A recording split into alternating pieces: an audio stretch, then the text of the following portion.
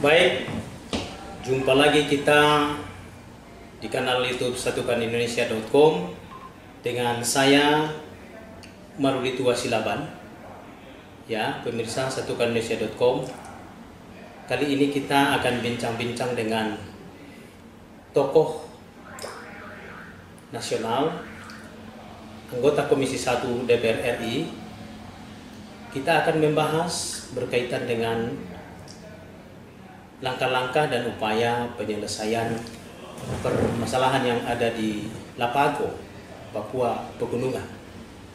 Ya, tentunya sebagaimana kita ketahui dan saksikan bersama, pada tanggal 23 Februari 2023 yang lalu terjadi konflik sosial politik di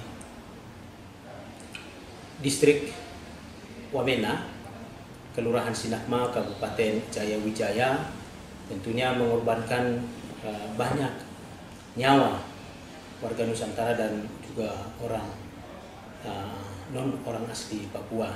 Ini menjadi keprihatinan kita bersama.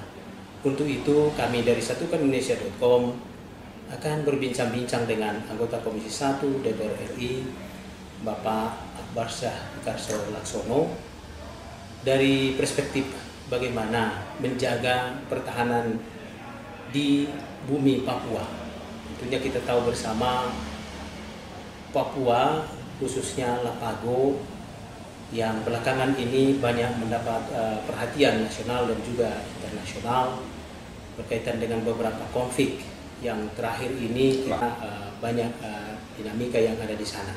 Untuk itu kita sapa Pak Dev Laksono. Selamat siang Pak Dev, apa kabar Pak Dev? Ya. Mana Pak Maruli? Ya. Pembukaan. Kita sampaikan tadi sebagai anggota Komisi 1 DPR RI yang membidangi bidang pertahanan, ya pemirsa satukanindonesia.com ingin mendapatkan bagaimana pendapat dan tanggapan dari Bapak sebagai anggota Komisi 1 DPR RI.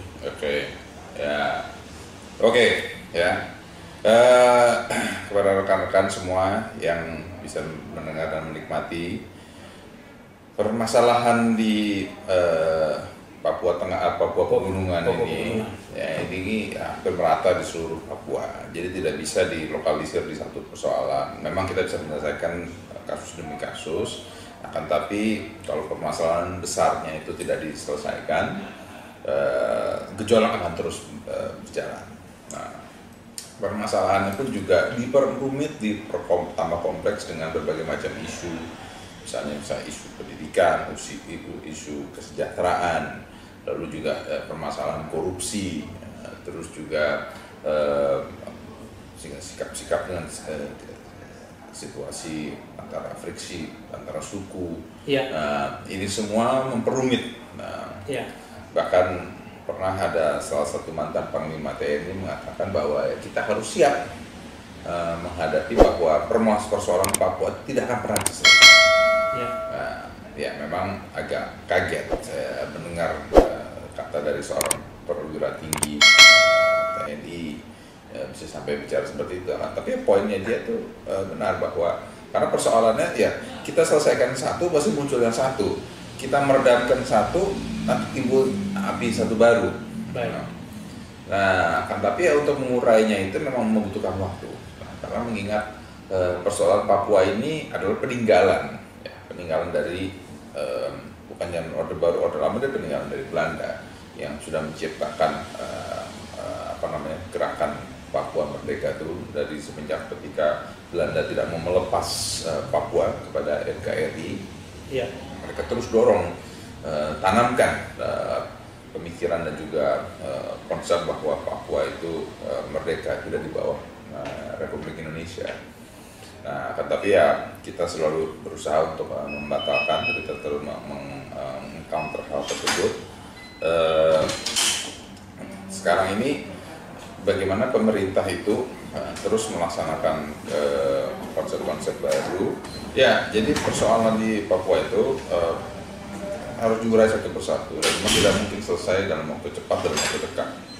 Nah, tetapi kalau bisa kita terus mendorong meningkatkan kesejahteraan, meningkatkan rasa kebersamaan bahwa ini ada kepemilikan NKRI dan milik bersama, ya itu mungkin bisa tercapai. Nah kan tapi gini, contoh nih ya, misalnya pendidikan. Ya. Nah, setiap kali anak-anak Papua diberangkatkan sekolah baik ke Amerika, ke Australia, New Zealand, ke Singapura bahkan gitu ya. Ketika berangkat ya mereka masih ya bisa terima bagian dari NKRI. Tapi begitu kembali lagi banyak lagi yang berpikirannya berubah lagi. Ya. Itu satu. Terus dua, banyak juga mereka itu yang ketika berangkat gitu ya. Kan mereka tuh anak petani, anak nelayan gitu. Kehidupannya juga bukan hanya pas-pas lagi, kurang-kurang malah. Nah, dikirim ke negara asing dengan biaya hidup yang pasti jauh lebih tinggi. Begitu nyampe sana, semester pertama masih dibayarin. Bulan-bulan berikutnya agak ketunda-ketunda. Habis itu diterlantarkan. Nah, itu sering terjadi dan itu juga menimbulkan kebencian kepada pemerintah. Nah, selalu disalahkan dari pemerintah pusat, padahal dananya itu dikelola di pemerintah kabupaten. Kita ada beberapa kali mencoba membuat konsep apakah itu di dana pendidikan itu dikelola di lembaga tersendiri, terus juga dibuat sistem yang berbeda lagi. Kan tapi pasti selalu ada friksi-friksi yang semakin tajam. Ya, apakah itu dilemparkan isu kulit hitam, kulit putih, rambut keriting, rambut lurus. Nah, ya selama stigma itu masih berjalan dan permasalahan itu masih terus bergulir, pasti ini tidak akan selesai. Jadi ya pemerintah tetap harus terus bekerja keras, bekerja ekstra hati-hati. Kenapa? Karena kepada gerakan OPM ini terus mereka mendapatkan simpati dari masyarakat karena menganggap bahwa mereka itu adalah saudaranya, sesama orang asli Papua, karena sesama kulit gelap, rambut keriting, selalu isu-isu itu yang terus digelontorkan. Ditambah lagi memang ada juga oknum-oknum aparat dari pemerintah pusat juga yang membiarkan atau mengeruk keuntungan dari konflik ini. Ya, misalnya kayak kemarin berapa kali ketangkep tentara atau polisi jualan peluru, karena satu butir peluru itu dihargai itu bisa sangat mahal. Nah, jadi ya untuk mematikan gerakan ini sebenarnya sih ada cara-caranya. Ya. Kalau ideologi itu memang perlu pendekatan karena itu kan adalah sesuatu yang dalam sana kembalinya. Nah, kan tapi kalau logistiknya itu yang lebih cepat bisa kita patahkan. Pembiayaan mereka dapat duit dana dari mana? Mereka kan banyak itu dapat dana juga dari oknum-oknum pemerintah daerah yang mungkin benar-benar bersimpati atau ingin mengaburkan isu-isu yang ada terjadi, misalnya isu korupsi lah, isunya minim pembangunan, isunya ketidakhadiran mereka. Nah, untuk itu semua ditutupin, ya mereka hilangkan dengan didorong permasalahan-permasalahan yang dibuat-buat ini di Papua, permasalahan konflik ini diperbesar terus, dijalankan, terus dimainkan terus dengan tujuannya itu adalah untuk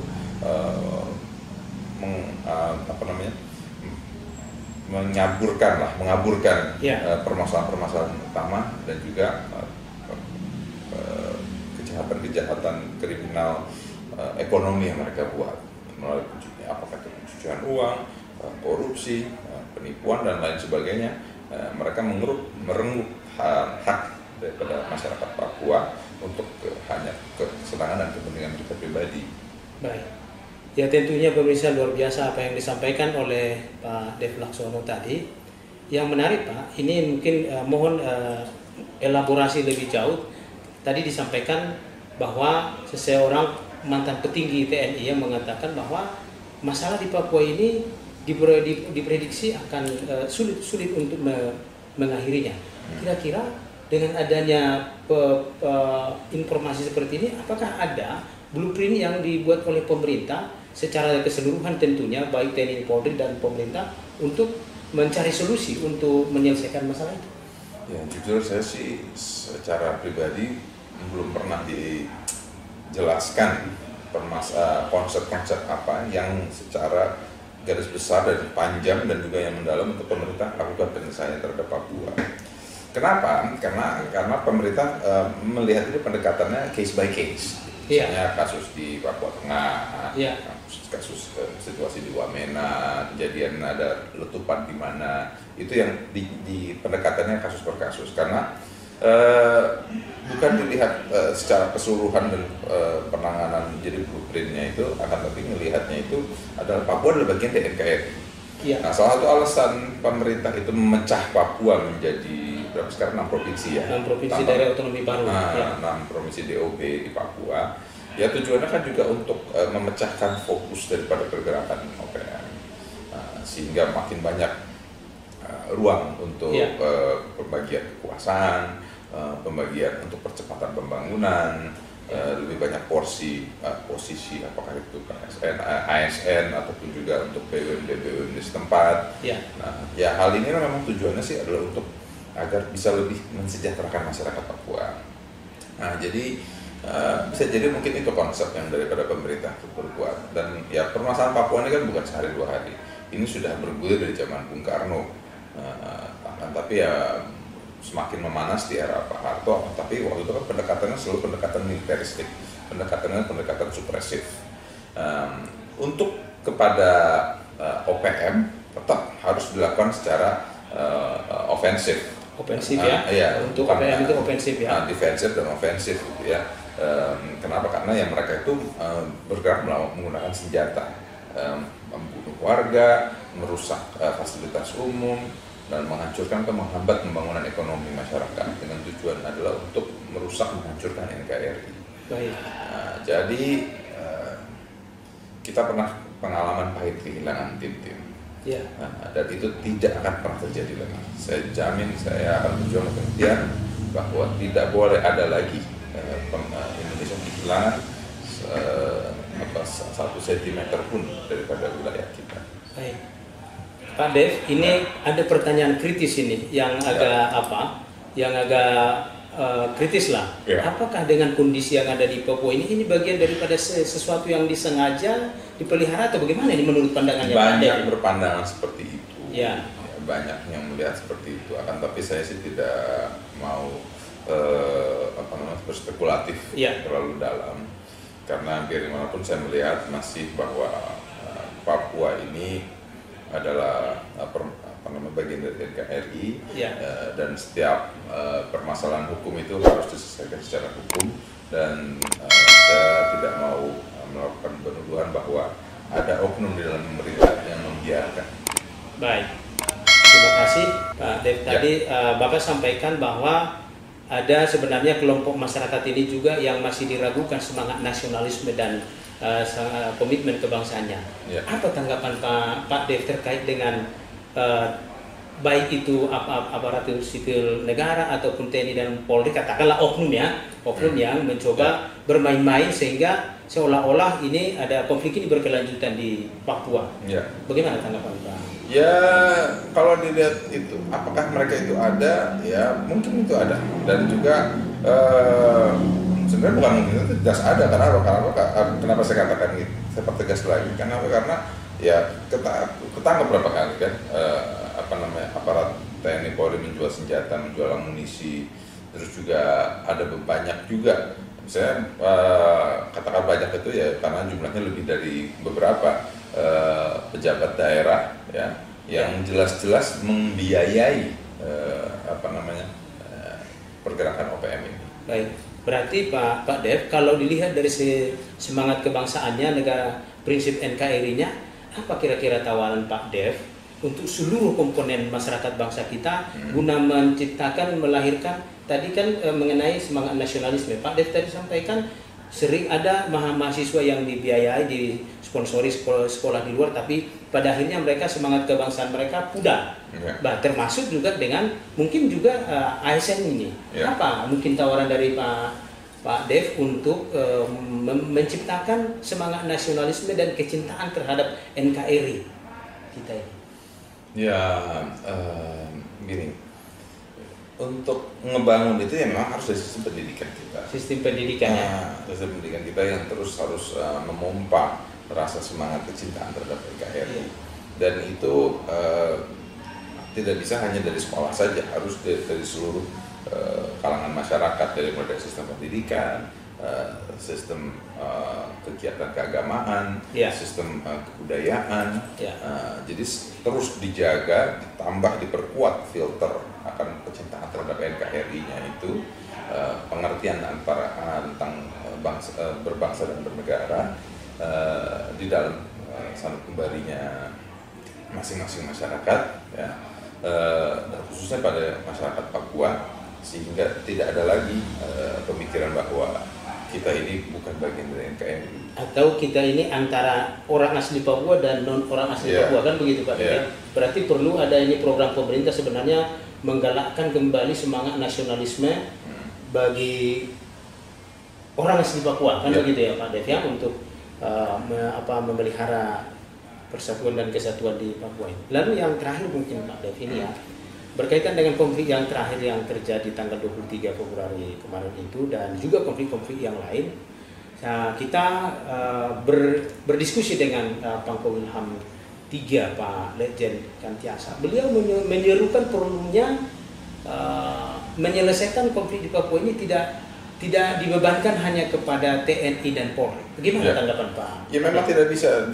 Kalau hanya menyerahkan kepada TNI Polri, itu berarti hanya mengedepankan opresif. Jadi menggunakan secara militer. Kan tapi tidak. Jadi harus digunakan secara kebudayaan, secara pendidikan, secara kesejahteraan, secara ekonomi.